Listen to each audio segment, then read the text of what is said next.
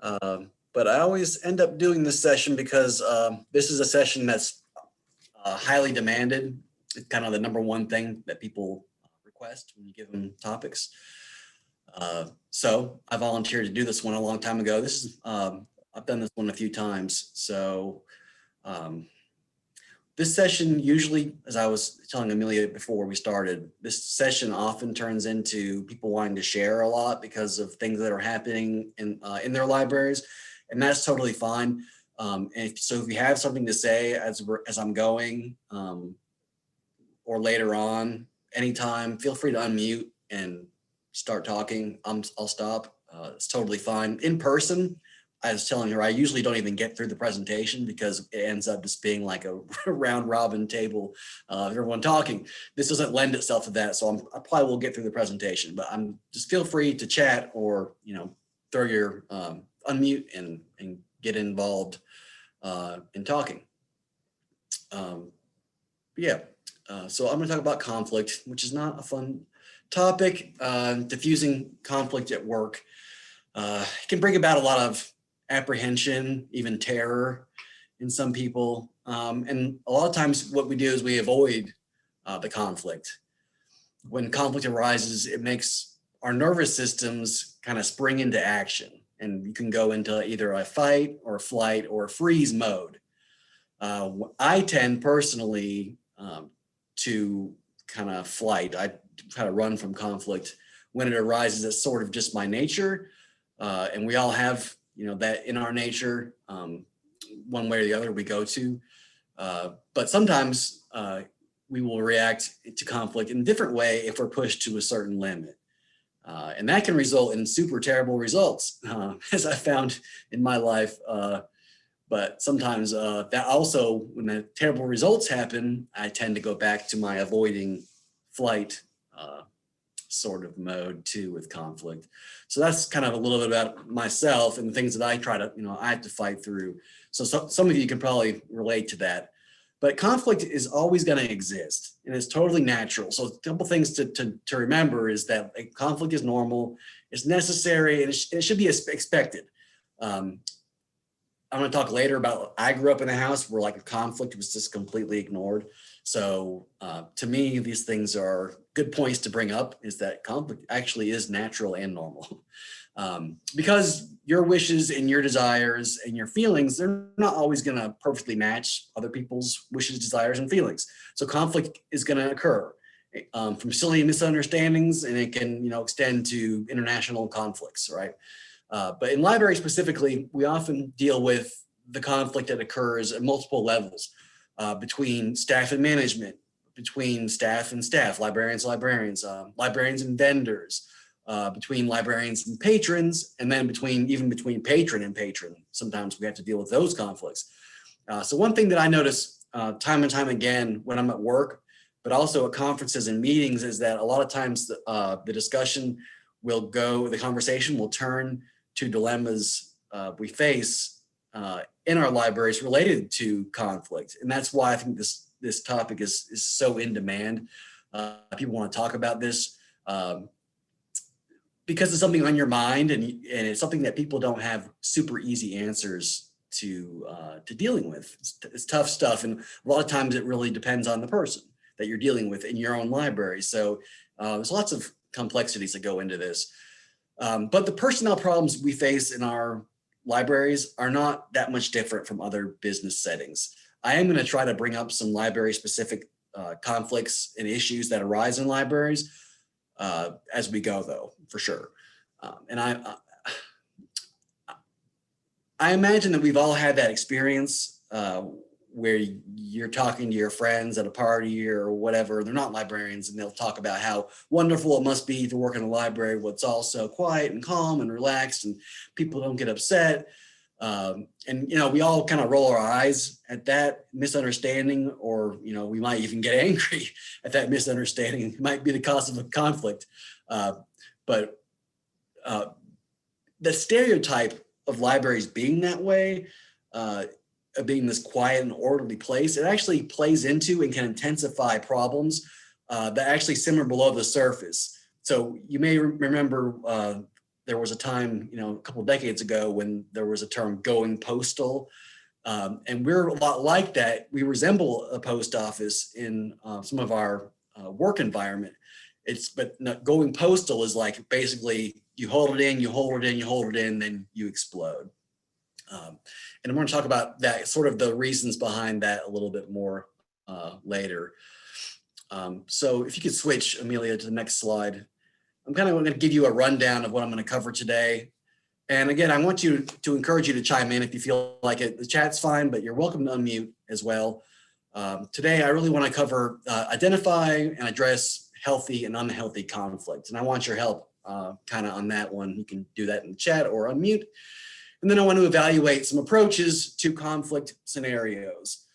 And then I want to actually apply a step-by-step resolution approach. So this is approach, it's something that's sort of used by, conflict resolution experts, but it's just one approach. And I kind of would like you just to understand the steps, not that you're going to take those steps like in your mind every time a conflict arises, but it's good to keep those things in mind, and maybe it'll help you, react in a different way, just if you kind of understand some of the steps that a professional would take in a conflict situation.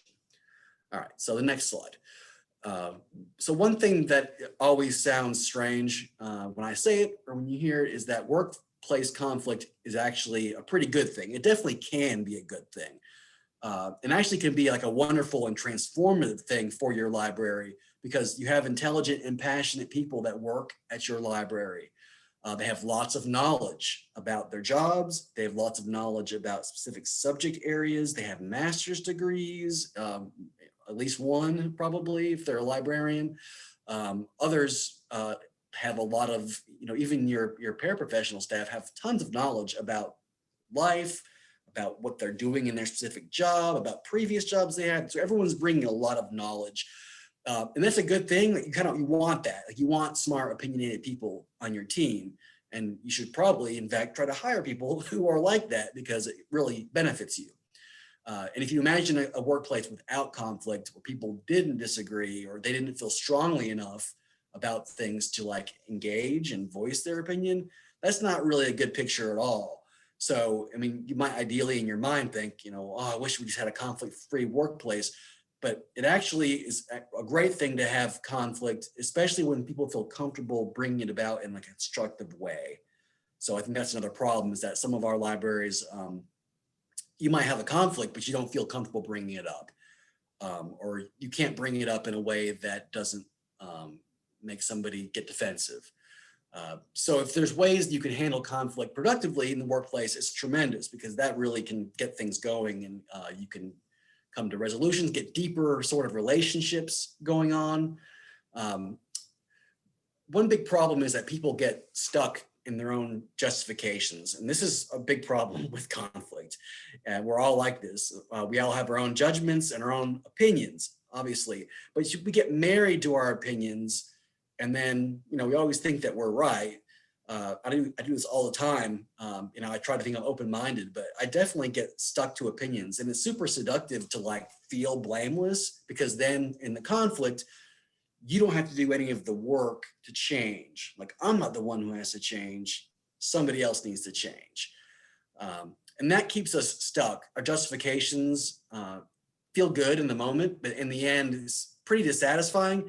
And it keeps us having the same conflict over and over and over again, and nothing changes. So you have to be open to at least thinking that you could be wrong in this particular instance. And so it's critically important to recognize those things and your judgments, and to remain curious about other people's perspectives, to be willing to consider there's more than one truth or possibility, more than one right way, and to get over that need to be right. And that's really difficult, especially for certain personality types.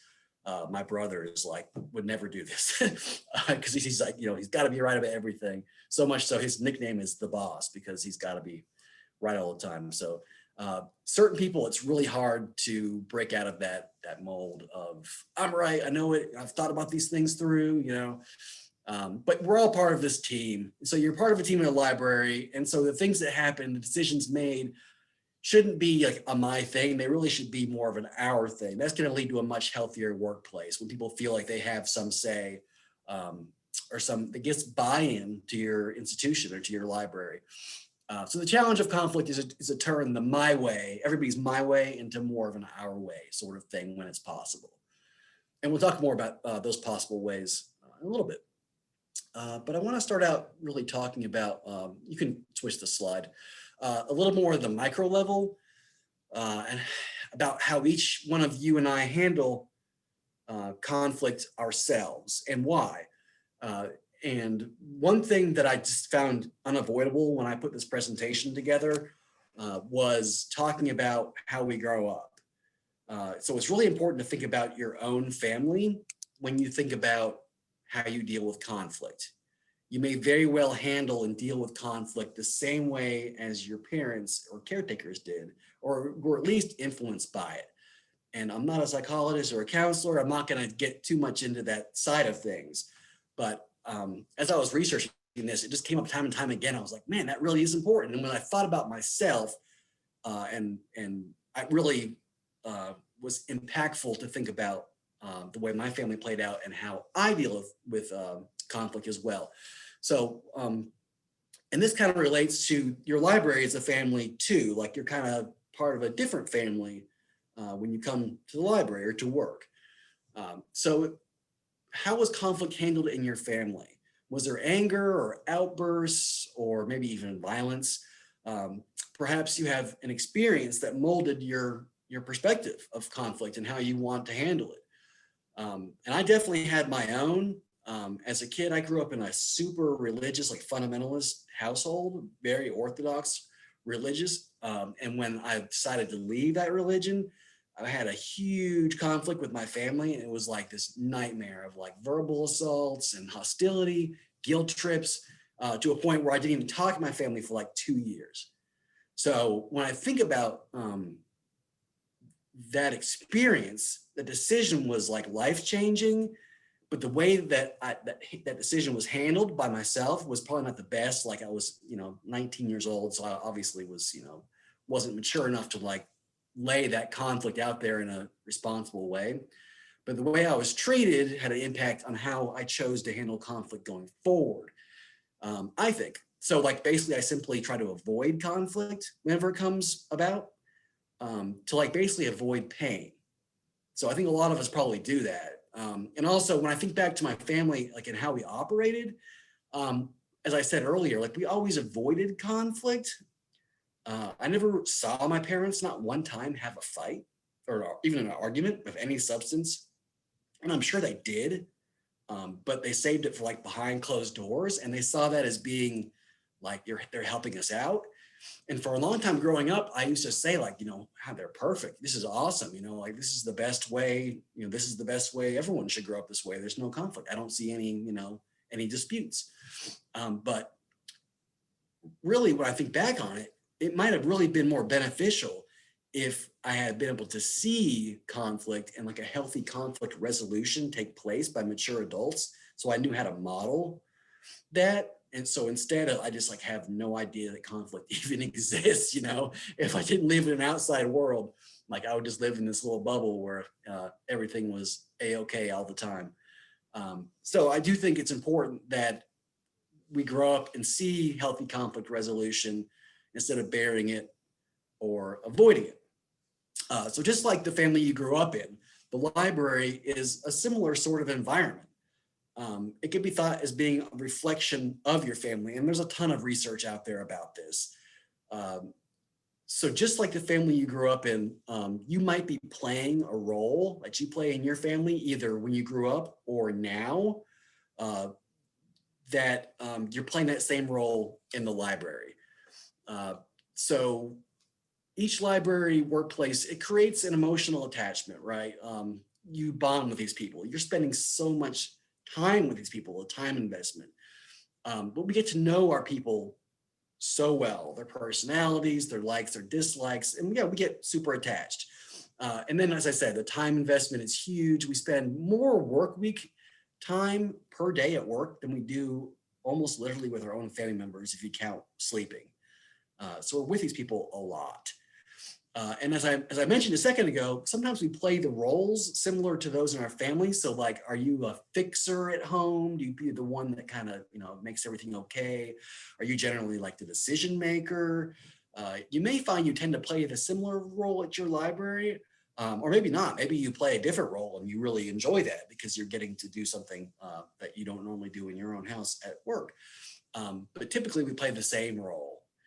And that comes into play when like we and how we manage the conflict at work, or how you become the source of conflict at your work.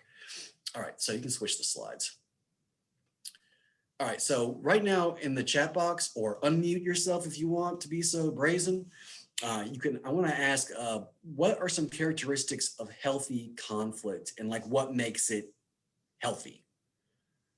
I think some people have chatted already. I've been going off, so I can't really respond to everything. Somebody grew up in the same kind of household as I did. Yeah, totally. I talk to people all the time that were like the same way. Yeah, respectful. I see that. Respect, open discussion, open communication. Yeah, listening, problem solving, mutual respect. Yeah, I see a lot of listening, open communication, willing to listen. Yeah, using I statements. That's a good one. Yeah, everyone gets a chance to speak. Yeah, arguing the idea, not the person. That's really difficult, actually, as we know from some political discussions, probably. Okay, yeah, trust, respect everybody. Calm voices. Yeah, calm voice can get you a long way. I'm always super impressed with people that can be like involved in this, what I would consider like an emotional or really intense debate, and they're super calm. It's like they always win because they're so calm, and like it makes the person who's agitated look like they're not winning, Like I kind of hate that sometimes because the person I'm like, the person who's mad is the one who's right. It really benefits you to stay calm, and obviously it gives a cue to the other person to stay calm too. So I don't have a slide like listing out everything, but let me go through some of the healthy things first. Like, so with the healthy conflict, you talking about like disagreements that are communicated calmly, rationally, and basically things that lead to like more respect and understanding. You guys mentioned a lot of these things already, but healthy conflict, yeah, it's rational, constructive. You're interested in, other people said this too, interested in the other person's perspective. One big thing about healthy conflict is that it focuses on the present and the future. So a lot of times when you're having conflict, it'll be about things in the past, right? So that's one thing that gets drug into conflicts that's super unproductive. We'll talk about that in a second. Obviously, we're going there. But healthy conflict also improves relationships and productivity. Okay, so you guys got a lot of the characteristics right, though, like active listening, being present. That's a great one. Yeah, and like I said, like validating the other person's point of view, like I said, like that's one person put in the comments. That's great. All right, so the damaging or unhealthy conflict, everybody can probably think of these, but just throw some characteristics in what makes damaging conflict or unhealthy conflict unhealthy. Refusing to listen. Yep. Totally. That is one I've got. Being critical. Yep. Totalitarian. Yelling and screaming. Yep. Yeah. Bullying.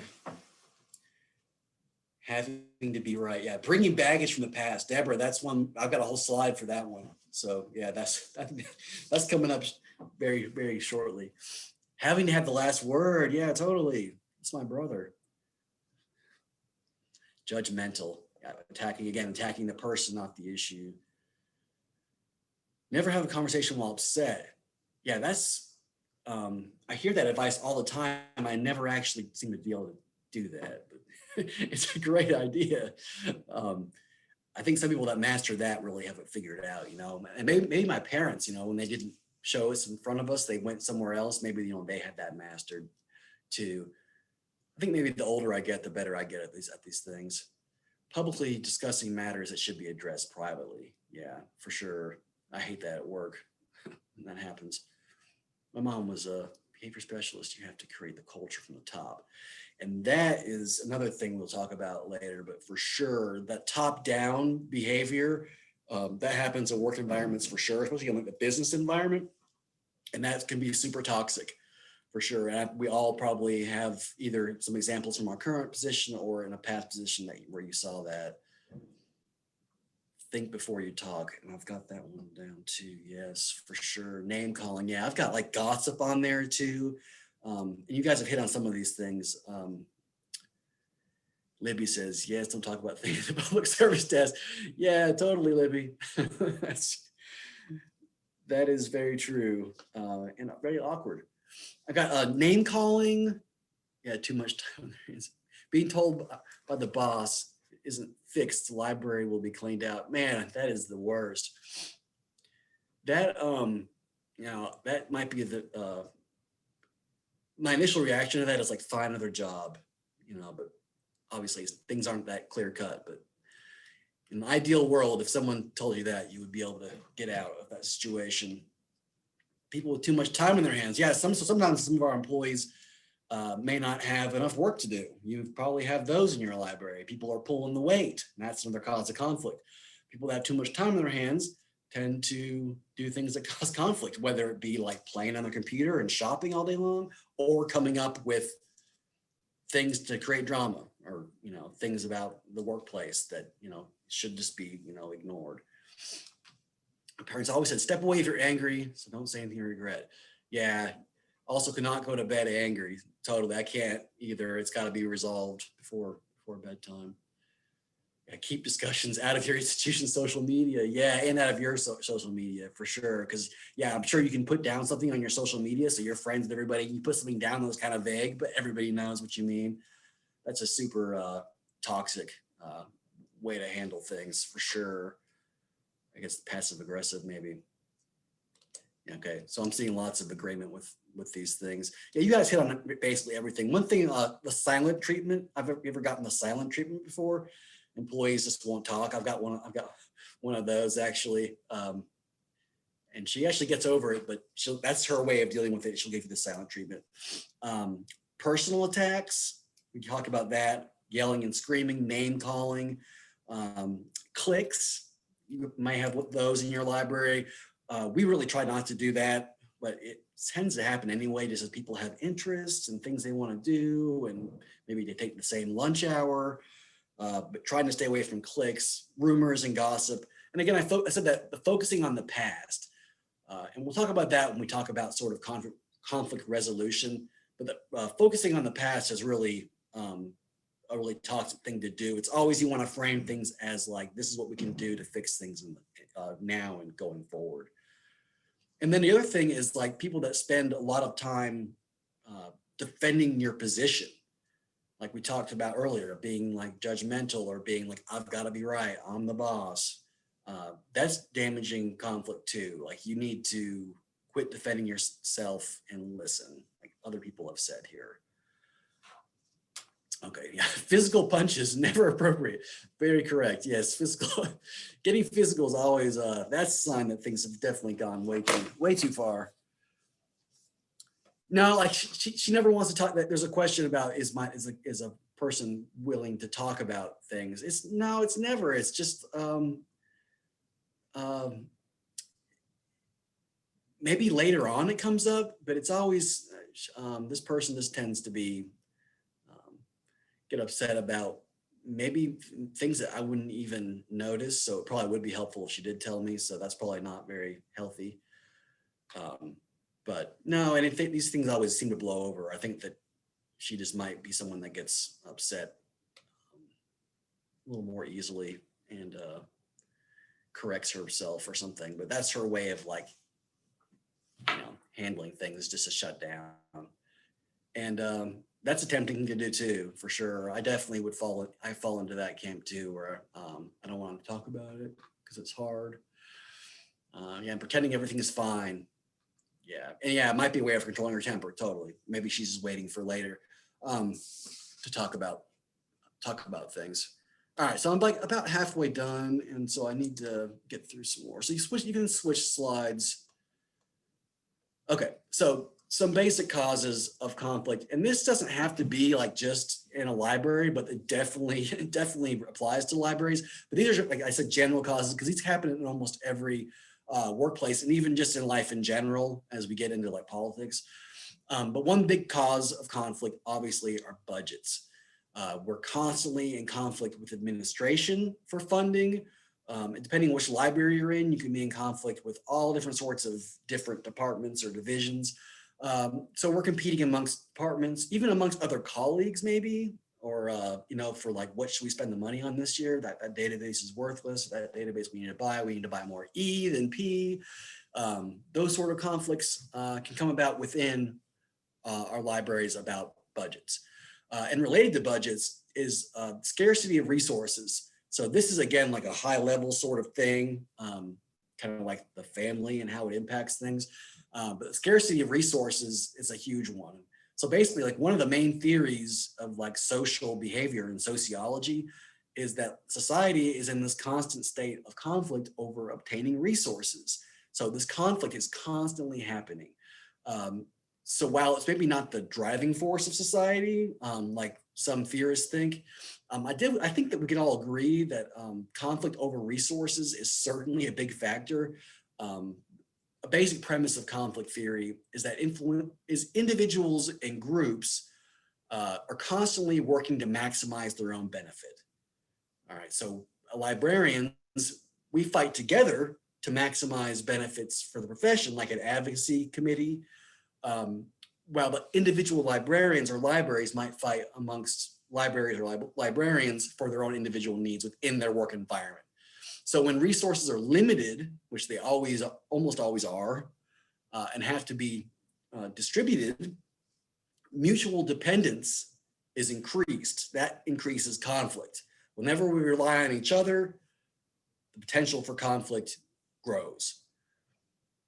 So I'm not going to get too much more into that because I could go for days about conflict theory and all of that. But communication styles is obviously a big one. Like, somebody shuts down. We talked about this already. Somebody yells and screams. This could just involve no organization, or it could also be, no communication, or it could be poor communication, like in your organization even. Maybe not even amongst librarians, but maybe if you're at a university, like terrible communication from the top down. I've definitely worked in places, academic institutions, where it wasn't so much the library, it was getting communication from above the library. That was the problem. And it caused conflict because we were never informed about what was happening at in the institution as a whole, or amongst different divisions. So we were just like kind of stuck in this little silo, which caused a lot of conflict. We felt like we weren't being valued because we're just kind of stuck here and nobody cares except for us. Okay, so different values. So when I say communication styles, I mean the interpersonal communication styles, but I also mean I wanted to hit on that institutional communication throughout the group, throughout your library and throughout your institution, or larger, whatever kind of library you have, even at the county level, if you're in a public library, or a city level. Different values. So this is obviously huge, like politics, religion. What do you consider to be right and what do you consider to be wrong? Where are those lines? If you try to force your values, like this was mentioned earlier by somebody, that's going to equal conflict. Role conflict. So staff members can be given responsibilities by their supervisors within an organization or department. This is really a common complaint at my institution. Like, conflict can increase when people just aren't kind of informed about who's doing what within the library, or somebody just goes and he'll do something, but without telling somebody else, and that person won't know. So that role conflict can come about, or maybe you really want to do something, but somebody else really wants to do it, and I don't want to do that, but I don't want to shelve the books, but there's two people that work in this library, so somebody got to shelve the books. That role conflict can be a big one too. And personality clashes, obviously that's just life in general. But it has been noted by researchers that individuals handle conflict based on their own personality characteristics. And those characteristics can serve to either increase or decrease stress. So certain people are actually more prone to conflict, and you may know this in your own life, in your own experience, if you think about people around you. And then performance or lack thereof, right? Somebody's not doing anything, so self-explanatory. That is going to be a problem. If somebody's doing maybe too much, as we talked about that role conflict earlier, grabbing up too much things, you don't feel like you are validated in your job or like you are being useful. That can create a problem. But usually it's more of the lack of performance that creates the problem. If someone's not doing their job, there's going to be conflict. And then politics and business. I mean, libraries, both big and small, have politics within the institution, right? We all have, there's these internal politics. Wherever there's power, wherever there's money, egos at stake, there's going to be conflict for sure. So while a lot of these were definitely related to libraries, this is more of a business in general sort of slide. So go to the next slide, if you don't mind, Amelia. And these are some more library specific issues, and not always, but these are definitely some that are pointed out in the research. And there is research done, several research articles that I found that I've went through that talked about specific library issues. So one thing that's pointed out a lot is that librarians tend to have highly repetitive work and also highly detailed work. So you think about your job, you might think about there's stretches where you have to put in a lot of like long-term concentration, or and that also can be computer fatigue too when you're doing that long-term concentration. So those are things that have been noticed. Also, that top-down bureaucracy, we talked about how, you know, the top-down, the communication's bad. Librarians are almost always stuck. I don't know of anybody who's not stuck in some sort of top-down bureaucracy. Now, they differ by the library you're in, but when you have that, you're always going to have alienation. You're always going to feel like it's, to some extent, you have no control, or you might feel helpless. That's going to bring about, of course, conflict. And we all complain about these things all day long in our jobs. You know, this person up here is not, if only this vice president would do this. So in my view, a lot of conflict resolution in libraries, as someone mentioned earlier about establishing that culture, is getting that culture of more egalitarian nature. Obviously, somebody is going to be the manager in the way we have things currently set up in our society, all right?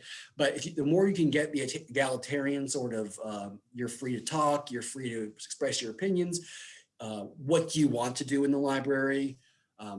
Anyway, I'm sort of getting off topic, but those are sort of the things that you could do to avoid the top-heavy bureaucracy, at least as far as you can control. And then those bureaucracies may seem to be fixed. Like, so personnel may rarely change in your institution, and you get hired, like you're hired for life. That's employment for life. And that creates an institutional culture that is structured so that only the most intense or grievous personnel violation or issue gets addressed, right? You're kind of off limits unless you're doing something terrible. And the threat of employee litigation can also make supervisors feel helpless. So librarians, again, which I mentioned earlier, sometimes we're really compartmentalized in these silos. So that bureaucracy, that top-down bureaucracy, can make us seem fixed in a silo, in a compartment, and all we have is our own thing. We're not tied to anything else larger than ourselves. Librarians' job skills are generally highly specialized. Now, this varies by library, depending on how much of a, what kind of institution you're at and how specialized you are. I know at maybe a major university, you might just be a librarian for these subject areas you're a liaison for, and you help with collection development in those subject areas, and you don't do a whole lot else, or maybe you're just the cataloger. So what you're doing in a lot of cases, not all, is highly specialized, and the skills that you develop doing that are not skills that have a lot of direct correlation or application again, in many cases, to other markets. So the end result is you might feel trapped in your job, like your employment options are slim. So if you want to leave your job, what do I have to take to another job? What other sorts of jobs could I even do? If you're on any like library listservs or any Facebook groups, you'll see people talking about, I want to leave libraries, but what can I do? And there are some options, but because a lot of our jobs are so specialized, they don't have a lot of carryover into other job markets, which can make you feel stuck. So, and the changing nature of our work. So obviously all the technology is changing constantly, and we still have people that really don't want to incorporate technology into their jobs. And basically you have to have some technological knowledge nowadays to do almost anything, even from saving a file to a shared drive, you know. Going along with that, like a lot of the resources we provide, and the majority really, usually are digital. So we have to understand how to work with those resources so we can know them better than the patron, right? And also like a lot of the programs we're offering are digital, and we want to offer them in the best sort of software. So we have to keep pace with those things. We're constantly trying to keep pace with technology and the changing nature of our work. And of course, COVID is another thing that has been brought in here. We've all kind of had to quickly shift to really focus on the technological side of things. So work is always changing, and you can either take that as like a good thing, or it can be something that really creates a lot of conflict in your library. I don't want to do that because I don't want to have to learn that, you know, those sorts of things that happen. And there's also academic libraries, there's that faculty staff status. Sometimes it'll pop up on a list, or people will say, do we want tenure? Or do we not want tenure? Should we be faculty? Should we be staff? What are the implications if we do, if we don't? And there's actually a lot of battles that happen within libraries about that. And that was one of the things mentioned a lot in these research papers, actually. I think probably because they were done, research tends to be done at, you know, research institutions. So I think that's a debate they have. So that was something they talked about a lot, was like this internal struggle. So anyway, I want you guys to pop in the chat or unmute yourself, and we got 20 minutes, and to say what sort of conflict, this is the biggie, what kind of conflicts have you had recently in your library? And like, this might be a good time to like unmute and kind of hash it out, and I could stop talking so much. If you guys have things you want to share, if you want to talk to somebody else about their conflict. And when this is over, we'll move on to the baggage stuff, which is, I told you earlier, is a big one.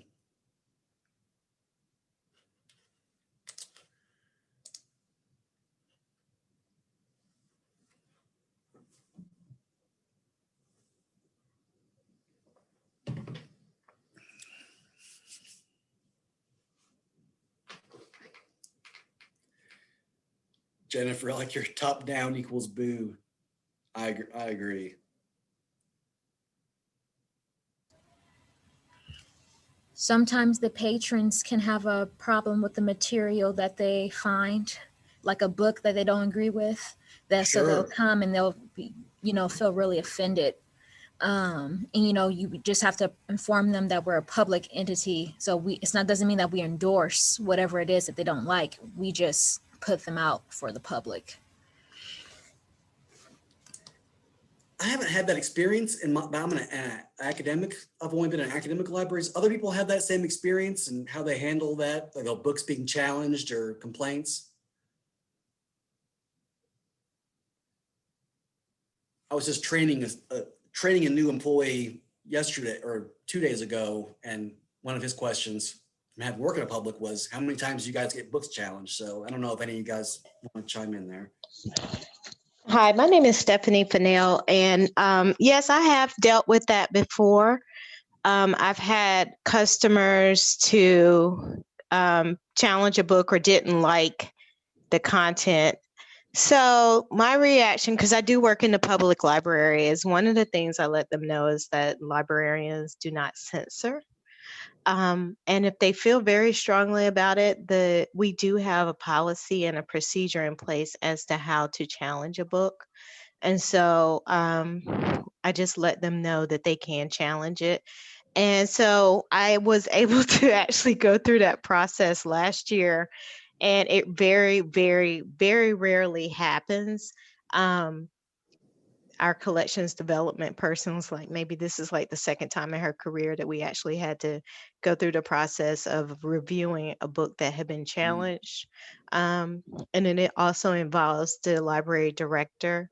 So that person can write up their complaint. The branch manager, the collections development director, and the library director also sit down, and we all kind of discuss it, go through it. We research it. We research the title, see what other libraries have done. And then the library director has the final decision. And if that person still doesn't agree with that, then it can go to the board. Okay, interesting. Did not have any experience with that one. Hi, this is Hey, Michelle. Michelle. I actually had two different experiences because I've worked at two different library systems in two different states. So when I worked in Ohio, we had someone challenge Rolling Stone because of a magazine cover. So we ended up deciding we would just tear off the front of this magazine because we had a couple people get mad. But then here in North Carolina, we actually have the whole process. So the couple times we've had parents get upset as soon as they see the 4 pages policy, and they've just kind of been like, oh, okay, we'll take it. Right. Because they don't want to deal with all of that paperwork. Sure. Yeah, it's not a bad way to handle that, actually. Okay, so I'm seeing people say, communication problems, always, of course. Yeah, so conflicts around, COVID and reopening, that's another thing. Staff and your patrons. Anybody have any experience with COVID related stuff other than I see that, well, Northeast, you're welcome to chime in on that too. But if that was among staff or among like patrons, I've heard patrons kind of like, open back up, you're here for me. And then the librarians being like, no, we're not here to risk our lives for you. And then like some institutions rushed back, like some institutions never even closed in the state.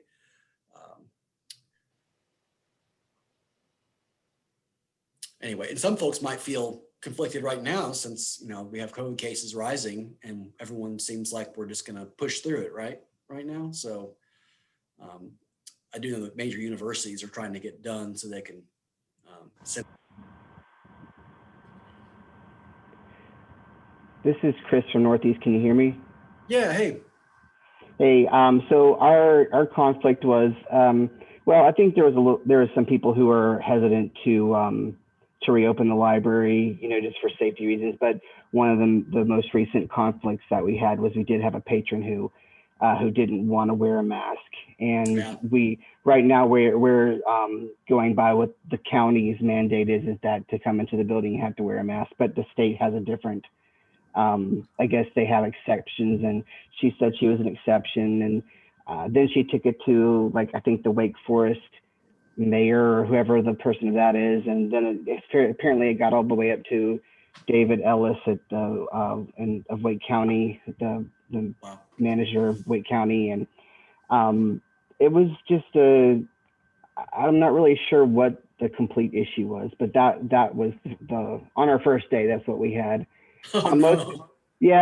Most people though have been very good, and they're just happy to be back in the library. They're just happy to see everyone. They're happy to be able to browse the books. So we haven't had a lot of conflict. It's just, that one incident. And there's been a couple of people that we've had to remind to put their mask on, but usually it's not a big deal. But there was a lot of, I think, stress and conflict in the whole, we're reopening on this day. And it didn't feel like, we had a lot of time, I guess, to adjust after being closed for 6 months or so, or however long it was, to mentally adjust to that. So. Okay, well, thank you. Yeah, I see somebody put some other things about COVID in here, about the masks, and somebody, cussed out. We've had one person at our library that didn't want to wear it properly. We had to continually tell her to put it over her nose, but we haven't had too much of a problem. Yeah, Quran next to the Bible. That's okay. Yeah, that's a religion conflict for sure. That's an easy one. Hey, Libby. I was just going to say we had a staff member who was very concerned about students not having their mask up, and was kind of it's a staff member who works. He's not part of our staff in the library, but he is in and out of the building, and Right. so he kind of brought it to the attention of our supervisor and kind of like, is nobody monitoring this? And it was just kind of a discussion. And something that we had to address. But I mean, students for the most part have been very accommodating and agreeable. I have not had anybody get angry or go off about, we have somebody taking temperatures at the front door. The college has it was, kind of a rough road in August when we were all figuring it out, and communication wasn't as good as it could be, but we're getting there, and it's been going okay now. Mm-hmm. Alan, this is Deborah here. Hey. We were told on late Friday, May the 1st, that we would have to open early Monday morning, May the 4th, completely to the public. Wow. And we didn't even have all of our safety preparations in hand. Right. And we were down on the floor putting directional arrows, covering things up. But we really got the job done, and for all of our branches in one day. I was really proud of the people here. We've had a minimal amount of conflict with the public, maybe a couple of mild cases, and those people now wear masks. I'll finish up with the most intriguing thing was we were an early voting site, and also a general election site. And so we're a small public library, and within 2 weeks, we probably had between 5,500 and 6,000 people through part of our library, not directly in the library itself, but in the side entrance in our conference room. And that went really well too. I was surprised, but it can become as emotionally draining as it does physically, because you feel like you always have to be on your alert. And now with the cold and flu season coming on, I think some people, I sent out an email yesterday saying, please remember, be alert, be as cautious now as we were in March and April. Sure, so, sure. We can't let up the caution. And we've really overall had a more positive than negative experience, I'm glad to say. That's good. Yeah, I see a lot of comments. Thank you for those. And I can't really address them all. A lot of COVID stuff. Somebody got a patron intentionally coughed on a staff member, and I'd like to hear that one, but we should probably move on. Do you mind changing the slides, Amelia? So if you guys want to talk in the chat while I go on, you can, because it seems like some good ones in there. Okay, so I talked about earlier, baggage. I was going to bring this up. So of course, everyone is bringing their own baggage to work. And some of the most common things are like your personal coping mechanisms. So do you use humor to cope? Do you rely on venting to others? Do you meditate, work out? How you cope, that's the kind of baggage you bring, can lead to avoidance or can lead to bitterness and envy. Your habits of interaction and expectations of others also will react to your behavior. So that's another big one, like how you are expecting people to interact and how you interact with other people. And of course, we have we talked about this earlier, religion, politics, those sort of big ones. Personal loss and grief is another huge one. Stress disorders, anxiety, depression, any sort of mental issues you bring, substance abuse. Rarely are any supervisors trained to address disorders like mental, emotional issues, grief, trauma. So people are bringing all this baggage to work with them, and supervisors a lot of times aren't really trained on how to handle that. So it's kind of something you really have to take upon yourself as a supervisor to be familiar with at least like the general criteria for how you might handle, at least in your institution, how you might handle someone with any sort of issues with, again, like grief or mental disorder or stress or substance abuse, and then make sure you're routing people to the right appropriate channels, the right places. Okay, we can switch to the next slide. And so I have the conflict management styles here. I was going to ask you what your style is, but we don't have time. But I do want to go through these real quick, just to, you can probably relate to one or more of these. We're not always one of these, but the first one is avoiding. Right, this is the one that a lot of people prefer. It's definitely the easiest method of dealing with conflict, and it's a method that really results in no one being happy and very little of anything actually changing. Usually the problem will just get worse. However, sometimes avoiding is actually the most appropriate in certain situations. And I was going to ask you about, what you thought that was, but I'm just going to go ahead because like a really trivial conflict or something like that, something that might just need a little bit of a cooling off period. Like you're familiar with the people, they just need to, calm down a little bit. That avoiding's fine in those situations. The forcing style is like satisfying your own needs at the expense and concerns of everybody else. You got to attain your goals at any cost. This style gets a resolution, but it just increases conflict generally. But in certain situations, again, you might want to bring this one up, like in an emergency, right? If it's abundantly clear maybe that everyone is in agreement, maybe you go ahead and make that, common sense decision.